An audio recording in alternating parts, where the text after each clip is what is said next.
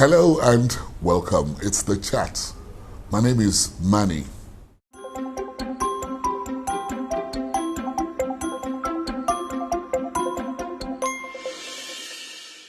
Have you ever met a genius? Well, I have one of them as my guest on the program.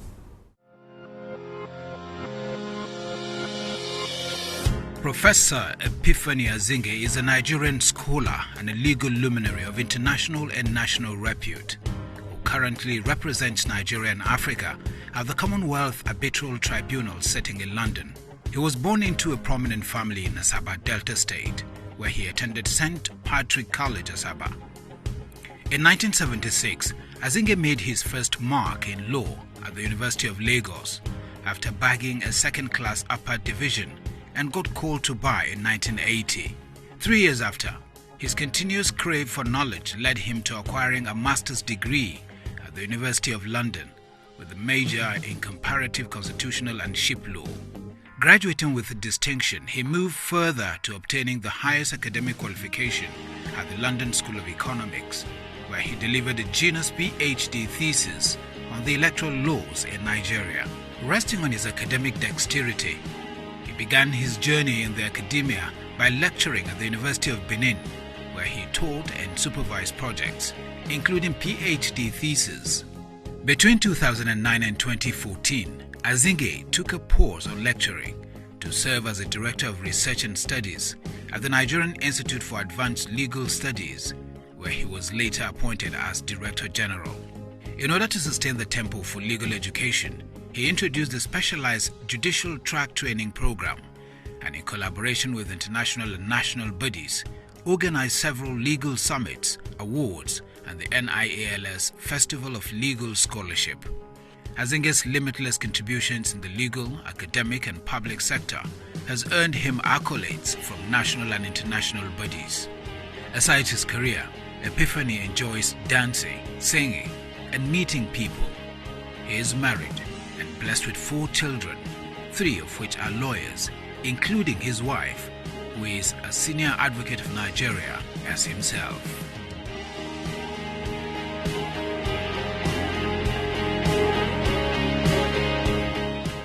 Welcome, Professor. Thank you very much. Thanks for having me. You're a genius, but you don't really feel like one, do you? I'm amazed to be so referred to as one, but... When you were going to school, apparently you had this sort of attitude that you're a bit obsessed with academic excellence and hard work. I had an open mind about what the future should hold in store for me in terms of the career path or the progression that I needed to. I wasn't particularly science inclined. I enjoy the beauty of poetry. I enjoyed reading biography, and I enjoyed the well-written English language and the history, amongst other things. So I enjoyed the rhymes and rhythms and all those things really associated with literature, amongst other things. So it was obvious that I found refuge in such a confines or environment, as the case may be. So you're not, lured into it or bulldozed into it by our parents, in those days they would certainly normally... not. I read so much about some very, very highly distinguished lawyers and judges, as the case may be. And of course, we had the Osadebes, the Dibes, the Uchomos, amongst some of those legal giants that obviously are of Asaba extraction. And we read about them, some of the Christians, we met with them, and certainly they became role models. And one obviously felt... Who was your role model? Well, to a very large extent, Chike Digbe was obviously a very, very brilliant man and highly distinguished. When you got the appointment, as Director General of the Institute of Advanced Legal Studies, what thoughts came to you? Well, to try to leave a legacy, to try to stamp my mark, to try to improve the lots of the people that work with you, to strive to advance the cause of humanity through the position you occupied, and more importantly, to make sure that you bring up the institute to a kind of position where it can compete favorably with the best anywhere in the world. For me, that was a major desire. What did you find at the institute when you got in there first? Oh, well, I was at the institute long before I became a director. By the year 2000, I got into the institute, became director of research, director of studies. Then I've had, of course, a university background because I was University of Benin until I became an associate professor. And from there, I was invited by a host of attorneys general to serve in advisory capacity as special advisor, as the case may be. And I worked with a whole lot of them. I worked with Clement Agbambo, I worked with Onogorowa, Olu Onogorowa, I worked with Agbamuche, amongst others.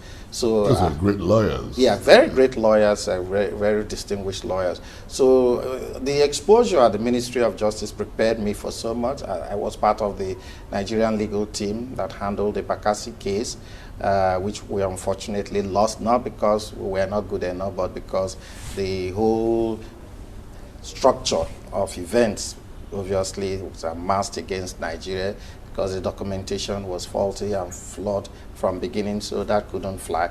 But of course, I took away a lot of experience from Ministry of Justice, and so when I got back to the Institute of Advanced Legal Studies, I was more or less prepared for public administration. Was there anything you left behind, though? You thought you could have added, but there was no time?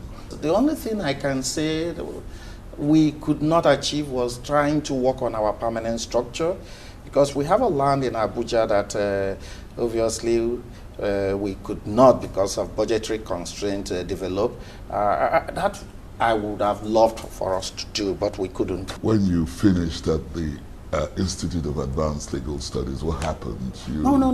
just went into felt, private practice? No, well, not exactly, because, you know, as the equivalent of a university, we also benefit from all the entitlements of university teachers.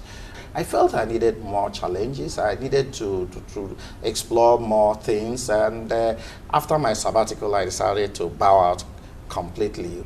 At the same time, my wife became a senior advocate, and there was need for me to join her so that we can build up the chambers. Two senior advocates, yes, in one family. Yes. Where does anyone have to run to? By the grace of God, we thank God for that. And then at the same time, shortly after that, I was appointed a judge of the Commonwealth Arbitral Tribunal in London, which means I had to be going to London often to sit at that tribunal from time to time. For me, it is one that one should be grateful, one, to Nigeria, and two, to the Commonwealth as a whole, because I was not just merely appointed, I was elected. And that election was in 2015. I finished my first tenure, and by the grace of God and courtesy of the government of Nigeria, I've been reappointed for another 4 years. For me so far, it has been an interesting journey. But I'm also running a foundation, the Epiphany Azinge Foundation, and it's an opportunity for me. What's it about? We are into research, legal research, amongst other things. We also promote certain charitable outlets, and we encourage volunteerism, which is very, very, very, very far-fetched in this country. This is one country in that people find it difficult to volunteer for things. We're trying to build up that. We're also trying to encourage young, innovative people who are coming up but are not well positioned to climb the ladder of success. We want to see how we can be useful to them, among so many other things. Are you happy with the way the law school is structured at the moment? Well, it is okay, but it can be otherwise. I've said this repeatedly, so my position is well known, that yes, we have what we have now, which is serving our purpose, but it's not the only way. The law school can be opened up. So what would you want to see? No, the law school can be opened up so that universities can also drive a law school program after you have graduated. You can still stay back after you are youth service and then run through the law school. The issue is that we can run the same syllabus that the law school is running in the universities, and at the end of the day, the same examination will be set all over the place. And just like we do for JAM, people can also write. And some people also argue for continuing education. No. That's basically legal education. No, that's being done. That's basically why the Institute of Advanced Legal Studies was set up. So for advanced legal studies, it's more or less continuing legal education. We run programs, seminars, courses, and what have you, just to make sure that you keep updating yourself from time to time. There's even an argument for a private law school. So well, whatever it is, the way people write JAM, that could well be the way people apply to be called to bar. Recently, there have been, reports of grading for sex. Well, I don't know, because we are now. You don't know. We're just seeing this in the universities for so many years. No, we're just seeing this for the first time, openly blown But up. You have heard of it. Well, we definitely. Nobody who has passed through the university environment that will not hear of it, but it's maybe not as prevalent as it is It's now. now called sexually transmitted grades. It is a malaise that has seemed to have befallen everybody and everywhere, so to speak, which is very unfortunate, condemnable, regrettable, and we regret that. What do you think we should do about this? Well, we should also look at it closely. We should look at the quality of people that end up in the university system. I'd just like you to summarize 50 years, of a legal profession in Nigeria. We've really achieved a milestone, remarkably so. Law in Nigeria is on top of it. Wherever Nigerians go, International Bar Association conferences and every other, you see Nigerians holding their own. Our judges are one of the best too in the whole world, because their judgments resonate clearly. So our bar. Not a lot of people will agree with you. No, to a very large extent. No, I can tell you that, because even at the Commonwealth level and beyond, we know how well people rate the judgments from the judges. If you go to some of the the economic summits that they have in terms of criminal studies at the Cambridge, which is an annual event, the people who hold sway there are Nigerians. Do you think that the judiciary is compromised here? Well, no, I wouldn't say so. Maybe few people are compromised, but do you know the number of judges in this country? Do you know? What do you think are the kind of reforms you want to see in the judiciary? Well, I believe in decentralization to a very large extent. I believe that the Supreme Court is terribly overworked. And to that extent, I believe that not most of those cases that end up at the Supreme Court should be there. I have argued this, and I still hold strongly to that. I believe that we should also have a way of filtering out the pedigree and background of some of the people that end up becoming judicial officers. I believe that we need much more better training for our judicial officers. We need more serious and vigorous scrutiny of those who end up at becoming judicial. There are very, very good ones there. But I believe that there are certain things we must do to make sure that but more importantly, we must take seriously the issue of judicial autonomy and the issue of the welfare of judges. Our judges are still not well paid compared to other arms of government. You are so passionate about law. Well, that your wife is a senior advocate of Nigeria. Your children all are lawyers. If you had a dog that could, read law, it would have been a lawyer as well. No, not necessarily. I have a daughter who did not, one of my twin girls who did not read law. She read software engineering. And but again, the point is that I always see her as one who would have excelled better than any other person as a lawyer, because her sense of logic and her analytical mind is out of the world. But again, she ended up the way she did, and we're happy, we're comfortable with that, and at least it is a breath of fresh air in the sense that occasionally you look elsewhere for somebody to tell you something that is different and something that is unique. Pick a question and read out the question. Okay, there you go. If you could be a CJ, meaning a chief judge? Yeah, Chief Justice. The chief justice, what power would you possess? Well, what power would I possess? A chief justice is basically an administrative position that makes one the first among equal, and the administrative experience and power I want to bring to bear will be one of trying to make sure first that my institution becomes one of center of excellence, that the judgment that flow from that court is one that will be unassailable, and that justice will be done to all manner of men regardless of status or standing in society, and that it will become a court that is not in any way compromised or politicized, as the case may be, that we will try as much as possible to work on the case dockets and make sure that cases are handled expeditiously. You are a traditional man. Yes, I'm a chief of the palace. Yes, Okilolo.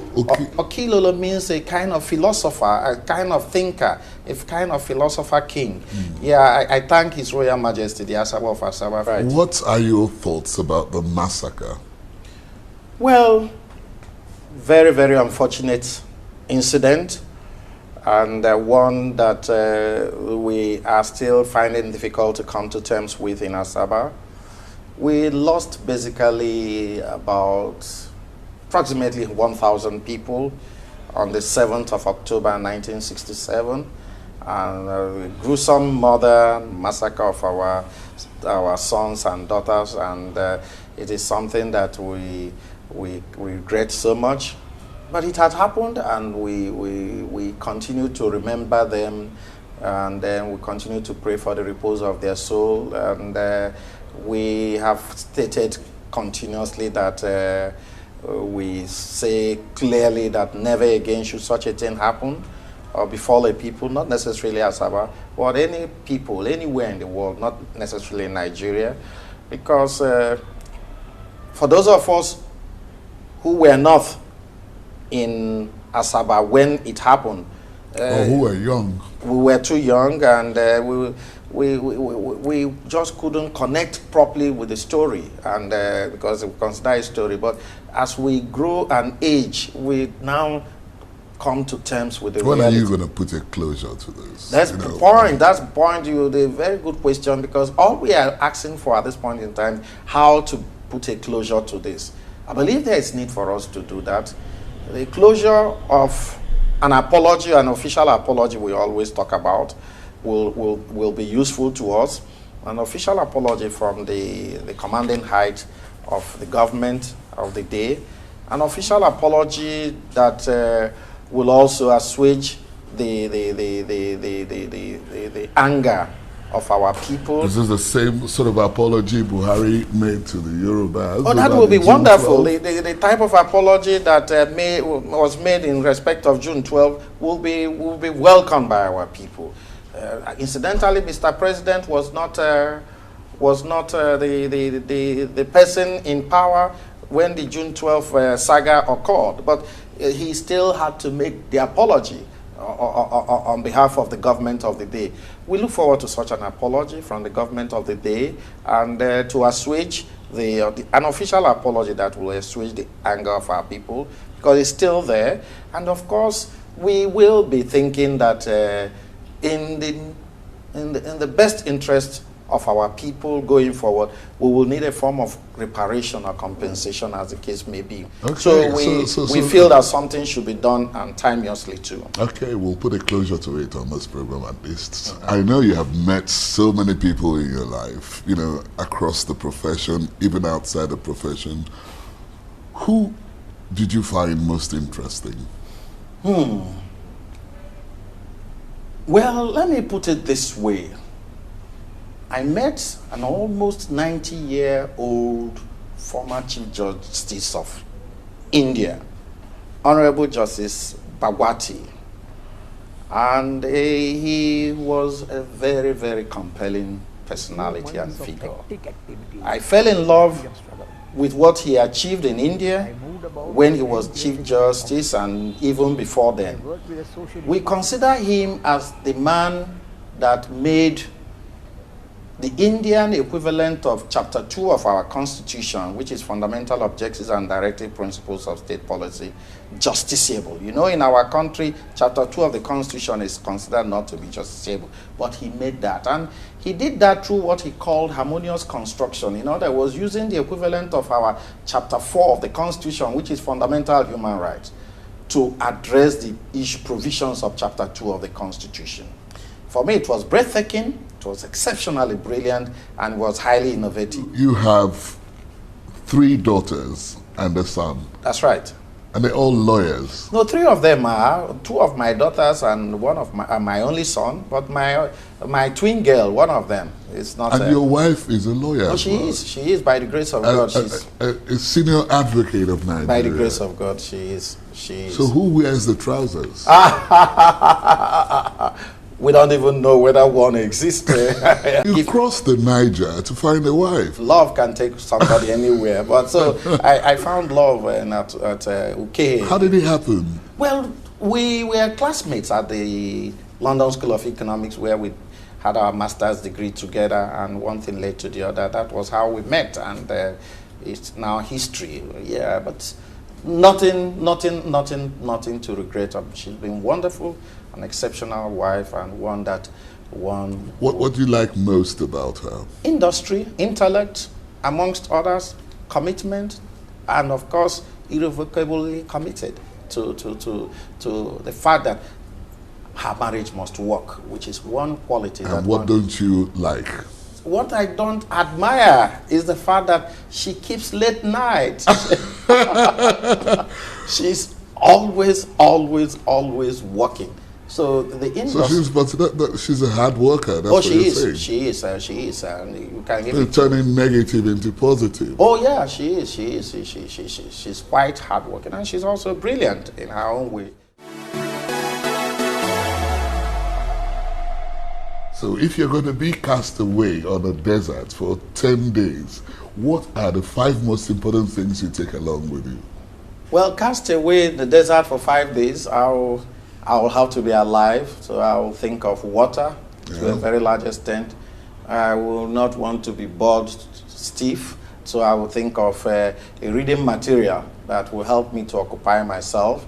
I may want to read again Chinua Achebe's Things Fall Apart to know that if we are cast away in a desert, things have not completely fallen apart. But I will need a Bible because I will need to pray. That's 3. The 4th one, of course, you need a mat where you can lie. Of course, the 5th one will be food. What sort of food? I eat a lot of yam, and I can also. What does it go with your yam? Yeah, yam. I yam porridge with dry fish, as the case may be. Yeah, so that I will want to have that. But if not, given this. Can you cook? I do. I used to, but I've not cooked for a very long time. When I was in the university you have never cooked for Madam before? No, I've cooked yam for her. She likes me cooking yam for her. You're on television? Yeah, I've done that. On television? Yeah, I mean, you are on television. No. I cross my heart. I can say that. And I believe that she cannot contradict me on this, as far as the case may be. No matter the level of cross-examination, I don't think she can get me at that. I tell you what. A lot of people don't know this bit about you. You play music, you're a composer, you're a singer, you're, instrumentalist. I'm going to leave the stage with you playing some music. Love way, love way, love way, way more. Love way, love way, love way, love way, way more. Oh, lo. Atulube bunebaka mwa iwoliwo rosa iwoliwo. Rosanna, Rosanna, Agadimba. Vale, Atulume, Buneba Kamwa, Thank you. Thank you. Hope you're on the program. Yeah. Hope you've enjoyed yourself. Yes, I have. Completely. Excellent. I thank you for this interview. It's been quite revealing and instructive, and I'm happy to be part of the chat. That's the chat with Professor Epiphany Azinge. My guest on the program this week, I am Manny. See you. The Chat is produced by Channels Television. You can watch it again online. Just visit our social media platforms: Twitter, YouTube, Facebook.